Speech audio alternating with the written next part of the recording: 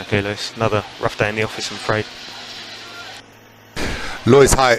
Sorry for what you have needed to drive today. I know this is undrivable and not what we deserve to score as a result. So we'll move from there, but this was a terrible race. Yeah, no worries, Toto. Let's keep working hard. Yeah, we will come out of this.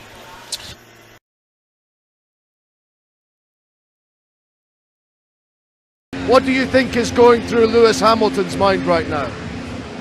I mean, he was left by us, so I don't think... Maybe he should have stopped last year, he's thinking. Maybe. And maybe they should have tried one more lap to see if the wing will hold on okay, as we're seeing Lewis trying for the 20th time to go by Gasly unsuccessfully, which must be so painful for him. For your old team, calling the car undrivable. I mean, it's just a terrible situation for Lewis to be in right now. Yeah, I mean, here Toto was playing the mental game, which is very smart on his behalf again, taking the blame themselves, really trying to support Lewis mentally, lifting him up and saying, hey Lewis, it's none of your doing, you know, it's really on us. So that's very smart, because it's not quite the truth, and let's not remember that Russell is in P4, you know, with that same car. So Lewis definitely had a big role to play in that poor result this weekend. Russell still managed to get P4 out of it with a brilliant weekend, so there was more in that car. So really Toto is just trying to lift him up, because it's so important to try and make sure that Lewis keeps that motivation through the whole season. You know, it's important for the team, and it's quite easy for Lewis to lose it in these kind of situations. Well, we're pleased to say we've been joined all weekend by former Mercedes team member Nico Rosberg, and he joins us again now and has a question for you. Hey George, so congrats on the day today, obviously. And I have a question that you really dominated Lewis this whole weekend. I mean, you were 4/10 up in qualifying. Where was the difference there? How were you able to go so much faster this weekend?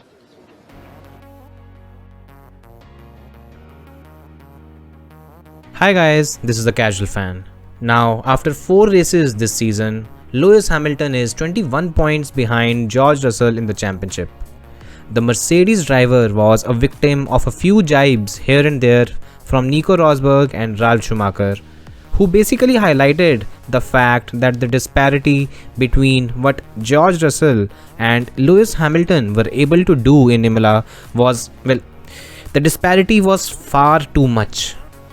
This season, out of the 4 races that we've had, Hamilton has finished behind Russell in 3 of those 4 races. He is currently 7th in the championship standings with 28 points to his name, while Russell on the other hand has 49 points and is currently 4th in the championship standings. Now in this video, we are going to try and look at this from a different perspective.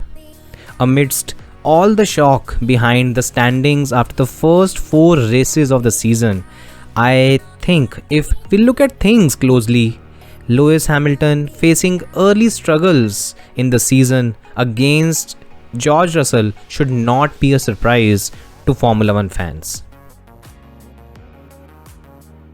Now before we do that, let's take a look at whether the uproar that Hamilton has been facing after Imola is even justified or not. Well, in my view, it is a tale of 2 parts if we have to judge Hamilton's season up until now. The first part is the rather unfortunate set of races that Hamilton has had this season. The setup error and the late pit stop at Saudi Arabia was unfortunate. So was the safety car in Australia that cost him a podium finish. The race in Imola, well, by all measures that was a poor race for Lewis. All in all, except Imola, Lewis has been there or thereabouts this season. The problem for Lewis is the second part. The part where George Russell has been rather faultless this season. He did not have any setup mishap in Saudi Arabia. He was the driver that benefited from the safety car and took the podium away from Lewis in Australia. And in Imola, he was in a league of his own as compared to his teammate. All of this has compounded the matters, and that is one of the reasons why Lewis Hamilton is 21 points behind his teammate in the standings. Having said that, is the uproar justified? Maybe not, because it's not as if Lewis is getting thrashed by Russell every weekend. There's just not too much to choose between the two drivers at the moment. However, if we look at the point standings and the fact that Lewis has been finishing behind his teammate in the last 3 races, there are surely some struggles that need to be explained. So with that out of the way, let's take a look at why Lewis Hamilton's early season struggles against George Russell should not be a surprise. Now, amidst all the criticism that has been levied on Lewis, there's one thing that has been grossly ignored. George Russell is a bloody good driver. We all knew that when he was signed by Mercedes to replace Bottas. But maybe not many would have expected that he would be this good. The thing is, when you spend so many years in a backmarker, people tend to forget how good you are. Well, those who don't know how good George Russell is, here is a slight reminder. He is a former Formula 2 and GP3 champion. The drivers he beat in the junior category: Lando Norris, Alex Albon, Nick De Vries, and yeah, of course, Nicholas Latifi as well. There are many F1 fans that are very high on Lando Norris, and rightly so. Norris has been brilliant this season and even in the past. But in Formula 2, the last hurdle before drivers reach Formula 1, Russell had dominated Norris to win the title. George Russell has a junior category resume that is probably as good as Charles Leclerc's resume. And this season we have Leclerc fighting for the title. Looking at Russell's resume and what he has already done in Formula 1 with Williams, should it really be a surprise that Lewis is having a tough time against him? Probably not. Now, Mercedes has produced the fastest car on the grid every season since 2014. That's almost a decade of driving a car that is probably as perfect as it could be on the Formula 1 grid. That is the kind of machinery Lewis Hamilton has had in his hands. However, this time around, the Mercedes Challenger is not the class of the field. It is a bit of a handful and, well, not the easiest to set up either. For Lewis, this is a bit of a downgrade in terms of machinery he is used to driving. On the other hand, Russell has been driving a backmarker ever since he stepped into the world of Formula 1. The Williams of last year cannot hold a candle in front of the Mercedes of this season.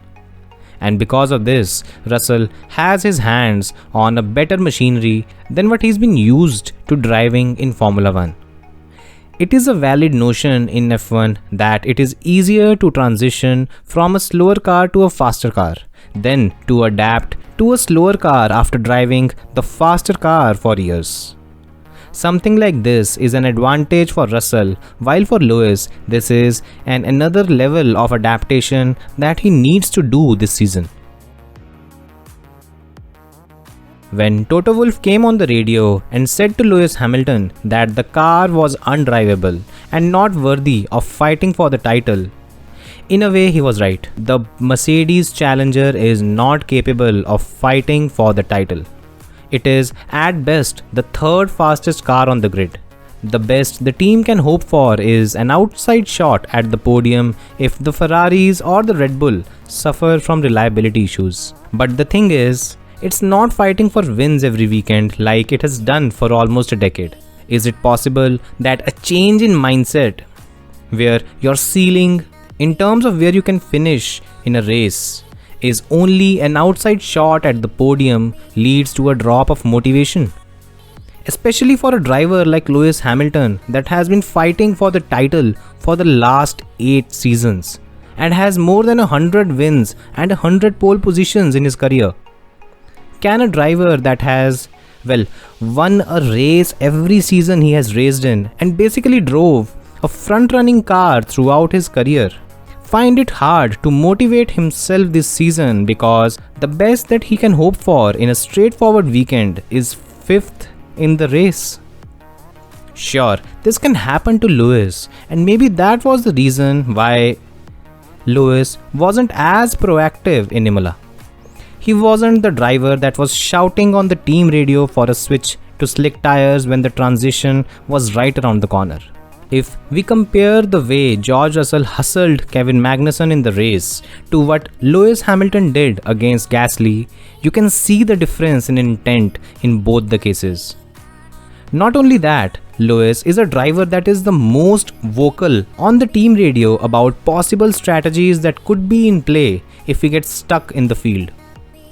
Remember how he put the alternate strategy to use in Hungary last season and made his way through the entire field. Nothing like that was in play in Imola, as Hamilton, already running outside points and having no hope of overtaking Gasly, did not even attempt anything outside the box. It was an uninspirational race for Hamilton, as, well, he was going through the motions, fighting for places he's not used to. Was there a sign of a lack of motivation? Probably yes, because Lewis was not his characteristic feisty self throughout the race. Now compare that to George Russell. He has 0 wins, 0 pole positions, 0 championships to his name. In terms of achievements in Formula 1, he is pretty much at the starting point of his career. For him, every race is an opportunity to prove himself. Every race is an opportunity to show to Mercedes and to the rest of the paddock that George Russell is a bloody good driver. Because of this, you see him hustle Kevin Magnussen from pillar to post until he overtook the Haas driver. Because of this, you don't see him leave any opportunity on the table. And because of this, Russell has not finished a race outside top 5 this season and has been the epitome of consistency for Mercedes.